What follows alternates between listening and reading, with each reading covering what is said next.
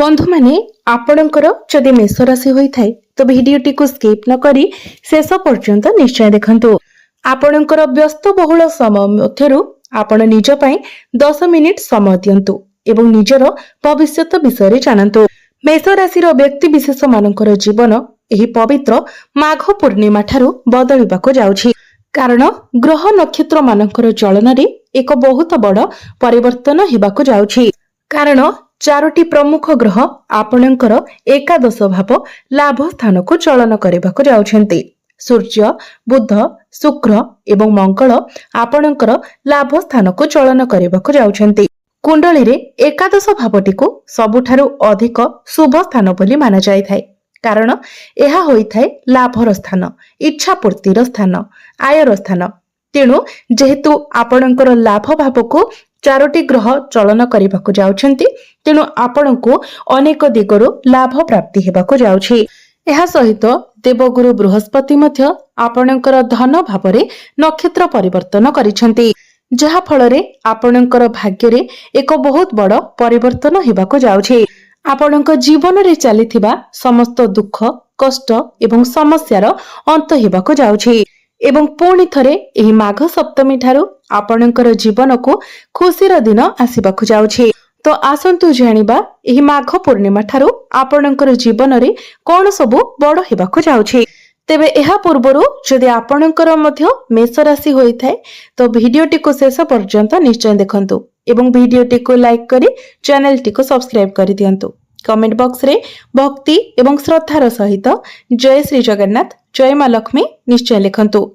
तो बंधु माने आसंतु आरंभ करिबा आजिरो एही कार्यक्रम को, जहां आपणकर जन्म राशि तथा चंद्र राशि उपरे आधारित अटे।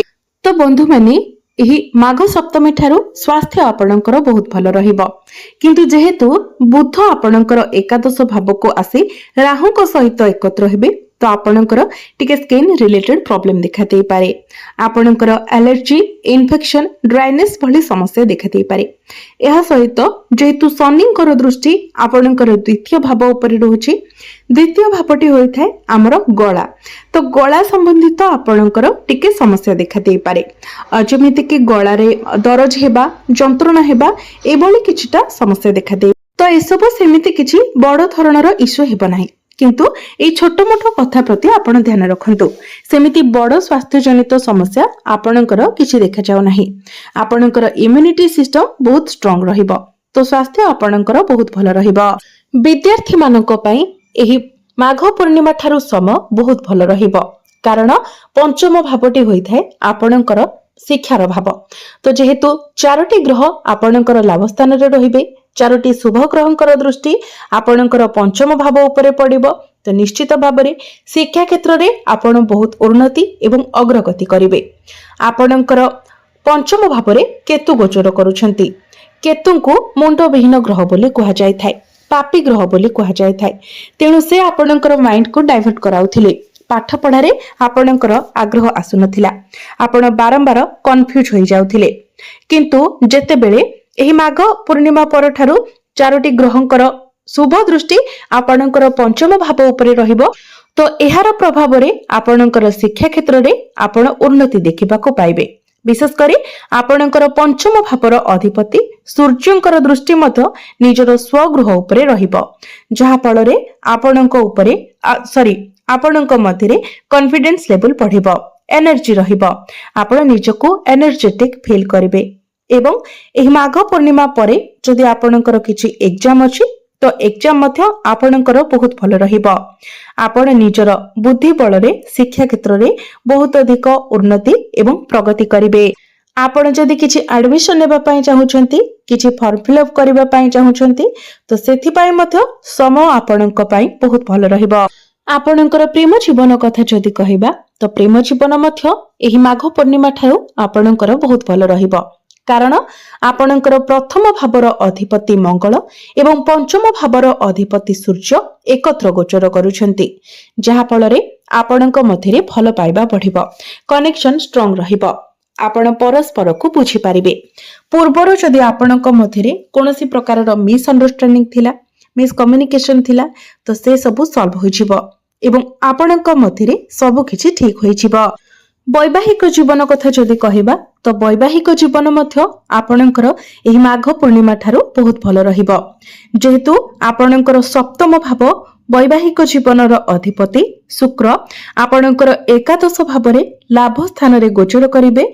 तो एहा फल रे आपणकर जीवन साथींकर पर्सनल एवं प्रोफेशनल लाइफ रे आपण ग्रोथ देखिबा को पाइबे। से किछि ना किछि बड़ अचीवमेंट पाई पारंती एवं से तांकर कोनोसी गोटिए बड़ इच्छा मध्य पूर्ण होई पारे। तांकर कैरियर को नेकी से जहाँ भी किछि स्वप्न देखिछंती ताहा मध्य पूर्ण होई पारे। आपण दुई जण मिसी किछि बड़ डिसिजन नै पारंती, किछि बड़ प्लानिंग करि पारंती। एहा व्यतीत पूर्वरु जदि आपणक मध्यरे कोनोसी प्रकारर मतभेद मनांतर थिला तो से सब मध्य दूर होई जिवो। किंतु एठारे मध्य आपणको गोटिए कथा प्रति ध्यान रखिबार अछि जेहेतु शनिंकर दृष्टि आपणकर बाणी भाव उपरे रहुछि तो आपणको आपणकर बाणी उपरे नियंत्रण रखिबार अछि। आपण एपरि किछि न भाबी न चिंती कहंतु नाही जहा आपणकर जीवन साथी को कष्ट देब। तो आपण जेते पारिबे निजर बाणी उपरे संयमता रखंतु नचेत वैवाहिक जीवन आपणकर बहुत भल रहुछि। विशेष करी आपणकर जीवन साथी को पई बहुत प्रॉफिटेबल रहुछि।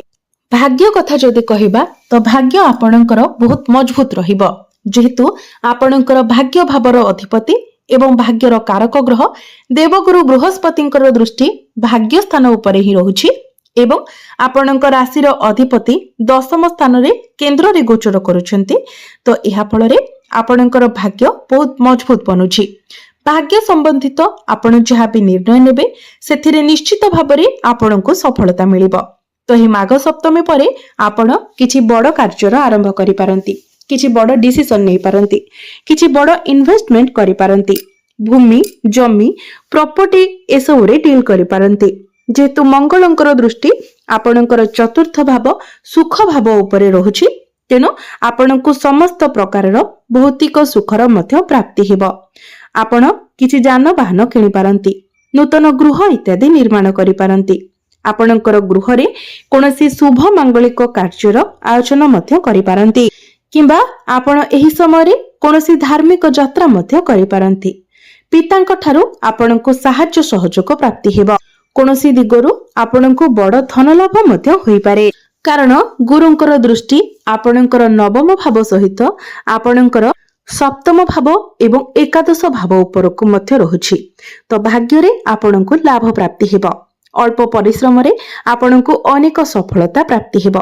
निजर भाग्य बल रे आपण अनेक किछि अचीवमेंट मध्य पाई पारंती, सफलता पाई पारंती। कैरियर कथा जदि कहबा तो कैरियर रे मध्य आपणको बहुत किछि अचीवमेंट मिलिबा को जाउछि कारण आपणकर दशम भाव कैरियर भाव रे सूर्य मंगल शुक्र एवं बुध गोचर करूछंती। सूर्य आपणको मान सम्मान प्रदान करिवे, आपणकर कॉन्फिडेंस लेवल को बढ़ाइबे। मंगल आपणको एनर्जी प्रदान करिवे, शुक्र एवं बुध आपणकर कम्युनिकेशन स्किल को डेवलप कराइबे। तो एहार प्रभाव रे आपणक मध्यरे कॉन्फिडेंस लेवल बढ़िबो, आपणक मध्यरे एक लीडरशिप क्वालिटी रहिबो, आपणकर एक्सप्रेशन एवं कम्युनिकेशन स्किल मध्य बहुत भल रहिबो। तो आपण एही समय रे आपणकर कैरियर को नेकी किछि बड़ डिसिजन नै पारंती, एथिरे आपणको सफलता मध्य प्राप्ति हेबो। सेति पई आपण निजर कैरियर को नेकी चिंतित होंतु नाही, अधिक ओवर थिंकिंग करंतु नाही।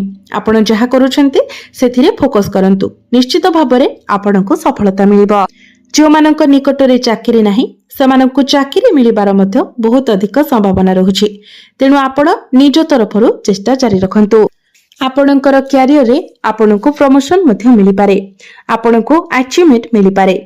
आपणकर सीनियर आपणकर बॉस आपणको प्रशंसा करि पारंती। निजर कार्य करिबार शैली द्वारा आपण अन्य मानक ठारे प्रशंसित हेबे। तो आपण आपणकर कैरियर को नेकी जहा भी प्लानिंग करिसंती आपण सेथिरे आगो को बढ़ंतु। बिजनेस कथा जदि कहबा तो बिजनेस मध्य आपणकर बहुत भल रहिबो। जदि आपण मार्केटिंग रो काम करूछंती, ऑनलाइन रिलेटेड किछि काम करूछंती, पब्लिक डीलिंग रो काम करूछंती, पब्लिक सर्विसिंग रो काम करूछंती, कंसल्टिंग रो काम करूछंती तो ए सब क्षेत्र रे आपणको बहुत अधिक सफलता मिलिबा को जाउछि। ए सब रे आपणकर बहुत अधिक ग्रोथ हेबा को जाउछि। तो निश्चित भाबरे बिजनेस रे मध्य आपणको प्रॉफिट मिलिबा को जाउछि। କହିବାକୁ ଗଲେ ଏହି ମାଘ ପୂର୍ଣ୍ଣିମା ପରେ ଆପଣଙ୍କୁ ପ୍ରତ୍ୟେକ କ୍ଷେତ୍ରରେ ସଫଳତା ହିଁ ମିଳିବାକୁ ଯାଉଛି। ତ ଏବେ ଆସନ୍ତୁ ଜାଣିବା କିଛି ଉପାୟ ବିଷୟରେ, ଯେଉଁ ଉପାୟ ଗୁଡ଼ିକ କରିବା ଦ୍ୱାରା ଆପଣଙ୍କୁ ଅଧିକ ମାତ୍ରାରେ ଶୁଭ ଫଳ ପ୍ରାପ୍ତି ହେବ।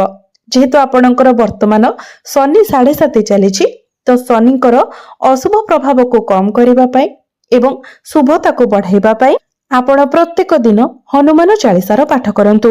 ପ୍ରତ୍ୟେକ ଦିନ ଶନିଙ୍କର ବୀଜ ମନ୍ତ୍ର 108 ଥର ଜପ କରନ୍ତୁ। ପ୍ରତ୍ୟେକ ଦିନ ସକାଳ ସମୟରେ ଆପଣ ଓಂ ନମଃ ଶିବାୟ ମନ୍ତ୍ର 108 ଥର ଜପ କରନ୍ତୁ। ପ୍ରତ୍ୟେକ ଦିନ ମଙ୍ଗଳଙ୍କର ବୀଜ ମନ୍ତ୍ର 108 ଥର ଜପ କରନ୍ତୁ ଏବଂ ପ୍ରତ୍ୟେକ ଦିନ ଉଦିତ ସୂର୍ଯ୍ୟଙ୍କୁ ଆପଣ ତମ୍ବା ପାତ୍ରରେ ଜଳାର୍ଘ୍ୟ ଅର୍ପଣ କରନ୍ତୁ। ଆପଣଙ୍କୁ ଅଧିକ ମାତ୍ରାରେ ଶୁଭ ଫଳ ପ୍ରାପ୍ତି ହେବ। ତ ବନ୍ଧୁମାନେ, ଆପଣଙ୍କର ଜୀବନ ମଙ୍ଗଳମୟ ହେଉ, ଏହା ହିଁ ଈଶ୍ୱରଙ୍କ ନିକଟରେ ମୋର ପ୍ରାର୍ଥନା।